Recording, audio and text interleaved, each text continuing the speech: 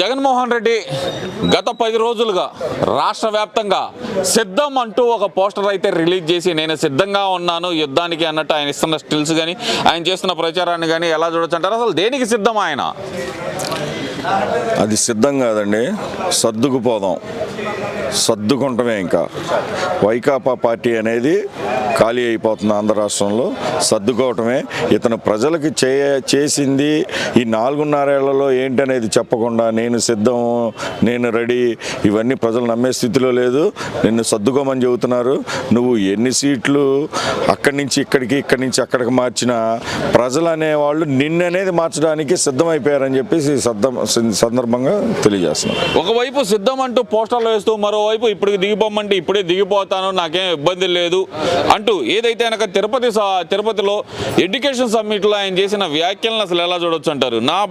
నా ప్రభుత్వం పనితీరు పట్ల నేను సంతృప్తికరంగానే ఉన్నాను, ఇప్పటికైనా దిగిపోతాను నేనంటూ ఒకవైపు ఏమో సిద్ధం అంటున్నారు, ఇంకో పక్కన దిగిపోతా అంటున్నారు. ఈ రెండింటిలో దేనికి ఫిక్స్ అయి ఉండాలంటారు ఆయన? అతనికి ఆల్రెడీ అర్థమైపోయింది, వాళ్ళ ఇంటెలిజెన్స్ రిపోర్ట్ క్లియర్గా ఇచ్చింది. నువ్వు అనేది ఇక రావడం అనేది కళ ఆంధ్ర రాష్ట్రంలో అని చెప్పేసి వాళ్ళ ఇంటెలిజెన్స్ రిపోర్ట్ వచ్చేసింది. అతని మనస్సాక్షికి తెలుసు ఆంధ్ర రాష్ట్ర ప్రజలకు అతను ఏం చేశాడు, వైకాపా ప్రభుత్వం ఎంత వంచి మోసం చేసింది తెలుగు ప్రజలను అనేది అతనికి తెలుసు. అందుకనే ఆ మాట వచ్చింది, నేను దిగిపోమంటే దిగిపోతాననే మాట వచ్చింది. యాక్చువల్గా ఆ కాన్ఫిడెన్స్ మనిషిలో అనేది, ఒక కాన్ఫిడెన్స్ అనేది ఒకటి ఉంటుంది, ఎవరికైనా ఒక కాన్ఫిడెన్స్ ఉంటుంది. ఆ కాన్ఫిడెన్స్ అనేది అతనికి పోయింది. ఆంధ్ర రాష్ట్ర ప్రజలు మొత్తం, రాష్ట్రం మొత్తం కూడా ఇతన్ని ఇంటికి పంపించడానికి రెడీగా ఉన్నారు. అసలు అయినా ఈ 4.5 ఏళ్లలో నీకు ఏదన్నా నువ్వు చెయ్యాలి, నా ప్రభుత్వం రావాలి అనుకుంటే నువ్వు ఏం చేసావనేది చెప్పాలి.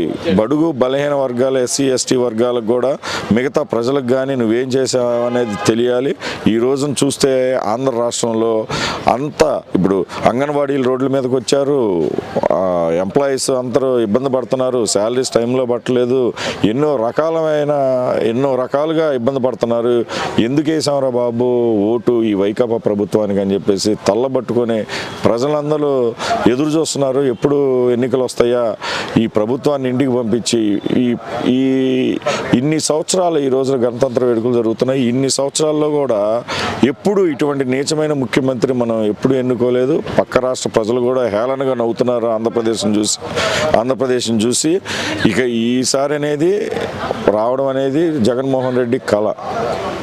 ఒకవైపు సార్వత్రిక ఎన్నికలు దగ్గర పడుతున్న తరుణంలో కులగణన అంటూ జగన్మోహన్ రెడ్డి కొత్త రకంగా మళ్ళీ సర్వే అనేది ఒకటైతే చేయబడుతున్నారు. అసలు ఈ సర్వేని ఎలా చూడవచ్చు అంటారు?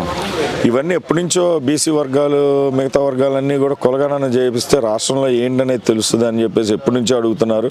ఇప్పుడు రెండు నెలల్లో ఎలక్షన్స్ పెట్టుకొని ఇది కొత్త నాటకం బిగించేశాడు. యాక్చువల్గా ఈ కులగణన కంటే నువ్వు ఈ వర్గాలకు ఏం చేసావని చెబితే ప్రజలకు ఒక నమ్మకం జరిగిద్ది. ఇటువంటి నాటకాలు ఆడి ప్రజల్ని మోసం చేద్దామనే వాటిలో ఉంటే ప్రజలు ఆల్రెడీ నీ గురించి తెలుసుకున్నారు. ఆల్రెడీ బీసీ వర్గాలుగా నువ్వేం చేయాలి, ఈ 4.5 ఏళ్లలో ఏం చేసావు నువ్వు? అసలు ఆల్రెడీ 10% రిజర్వేషన్ తగ్గించావు, 34% ఉన్న 10% రిజర్వేషన్ తగ్గించావు, దాదాపు 17,000 రాజకీయంగా బీసీలకి అవకాశాలు లేకుండా చేశావు. మొట్టమొదటిగా తెలుగుదేశం ప్రభుత్వంలో సప్లాన్ నిధులు పెట్టింది నారా చంద్రబాబు నాయుడు గారు. దానికి ఒక నిధులు కేటాయించి వాళ్ళకు ఒక లోన్స్ ఇచ్చి ఆర్థికంగా స్థిరత్వం కల్పించడానికి ఎంతో ప్రయత్నం చేసింది నారా చంద్రబాబు నాయుడు గారు. ఈరోజు నువ్వు అసలు ఆ వర్గాలకు నువ్వేం చేసావు? బీసీ సప్లాన్ నిధులు ఆ రోజున ఆ వార్షిక ప్రభుత్వంలో నారా చంద్రబాబు నాయుడు గారు క్లియర్ కట్గా ఆ ప్రభుత్వంలో వాళ్ళు చెబుతున్నారు, 32,000 కోట్లు ఆ రోజున మేము ఇచ్చాము బీసీ వర్గాలను ఏదో రాజకీయంగా కానీ లేకపోతే ఆర్థికంగా స్థిరత్వం కల్పించడానికి ఆ రోజున చేశారు.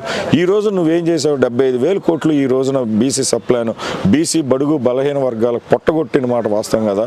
ఈ రోజున ఆ నిధులన్నీ ఏమైపోయినాయి? తాడేపల్లి ప్యాలెస్కి వెళ్ళినాయా, లేకపోతే వైకాపా నాయకులు జేబుల్లోకి వెళ్ళినాయా అని చెప్పేసి ఈ సందర్భంగా మేము ప్రశ్నిస్తున్నాం. ముఖ్యంగా ఈ కులగణాలు జరిగేటప్పుడు పశుపక్షాదులు అంటే మీ ఇంట్లో ఎన్ని కోళ్ళు ఉన్నాయి, ఎన్ని పశువులు ఉన్నాయి అనే దగ్గర నుంచి అన్ని ఆరాలు బ్యాంక్ అకౌంట్లతో సహా మొత్తం తీసుకోవటం, ఓటీపీలు అడగటం, థంబ్స్ తీసుకోవటం, ఎలా చూడవచ్చు అంటారు ఈ పరిణామాన్ని మొత్తాన్ని? ఎన్నికలకు సిద్ధం చేసుకోవడానికి కులగణాల పేరుతోటి మళ్ళీ సర్వే మొదలు పెట్టారనుకోవాలనుకోవచ్చు అంటారా? ఏమి లేదండి, ఎన్నికల సర్వేనా ఇటు బొందా, ఏమి చేయడు రాష్ట్రంలో, ఏమి ఇతనికి ఒక అవగాహన లేదు రాష్ట్రం మీద. ఉల్లిగడ్డకను ఆలుగడ్డకి తేడా తెలియని వ్యక్తి ఇతను. కులగణన ఇవన్నీ ఇతనికి ఏం తెలుసు? ఇవన్నీ ఎవడో సజ్జలో బొజ్జలో వీళ్ళు చెప్పిన పనికిమాలిన మాటలు వింటమే కానీ రాష్ట్రంలో అసలు ఏం జరుగుతుంది, ప్రజలు ఎంత ఇబ్బంది పడుతున్నారు, రాబోయే రోజులు ఈ 2 నెలల్లో ఉన్న వాళ్ళకి ఏదన్నా మంచి చేద్దాము, ఆ వర్గాలకి ఏమన్నా పాజిటివ్గా చేద్దామనే ఉద్దేశం లేదు. ముఖ్యంగా వీళ్ళు మొత్తం డెకాయిట్ పొజిషన్లో ఉన్నారు. ఈ ఫస్ట్ నుంచి కూడా ఈ జగన్మోహన్ రెడ్డి మనస్తత్వం అంతా మోసం చేయటము, ప్రజలను మోసం చేయటము, లేకపోతే ఆర్థికంగా వీళ్ళు మోసాలు చేయటము, వాటిల్లోనూ ఆర్థిక నేరాలు చేయటంలోనూ వీళ్ళు పండిపోయి ఉన్నారు.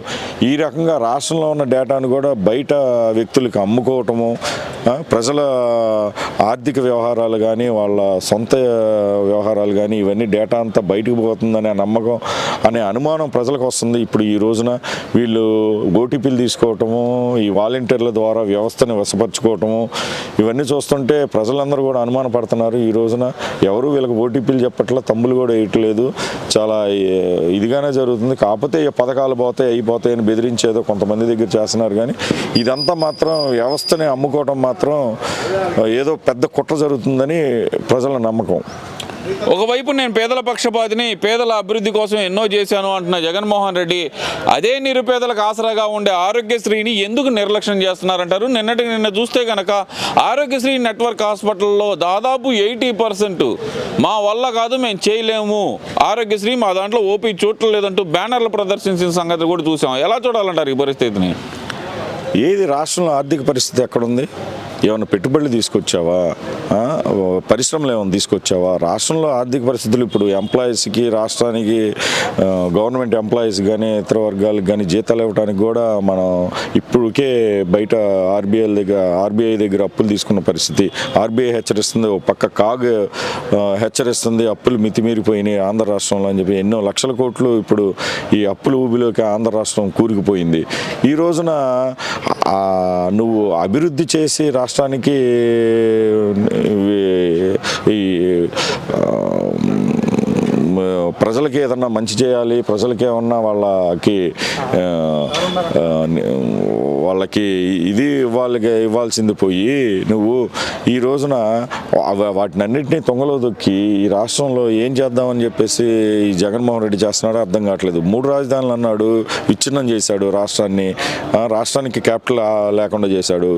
ఆ రోజు నారా చంద్రబాబు నాయుడు గారు పరిస్థితిలో పరిశ్రమలు వచ్చినాయి, ఒక క్యాపిటల్ అభివృద్ధి చెందుతున్నాయి, ఆంధ్ర రాష్ట్రానికి విధులు తీసుకొచ్చి వాటి ప్రతిఫలాలను ప్రజలకు పంచడం చేశాడు. కానీ ఇతను అవి లేకుండా ఇంట్లో కూర్చొని గేమ్స్ ఆడుకుంటూ ఈ రోజున వ్యవస్థను అన్నింటినీ నాశనం చేసి, ముఖ్యంగా పోలీసు వ్యవస్థని చేతిలో పెట్టుకొని, రెవెన్యూ వ్యవస్థను చేతిలో పెట్టుకొని ఇతను ఆడే నాటకాలు అందరూ ప్రజలు గమనిస్తూనే ఉన్నారని చెప్పేసి ఈ సందర్భంగా హెచ్చరిస్తున్నాను.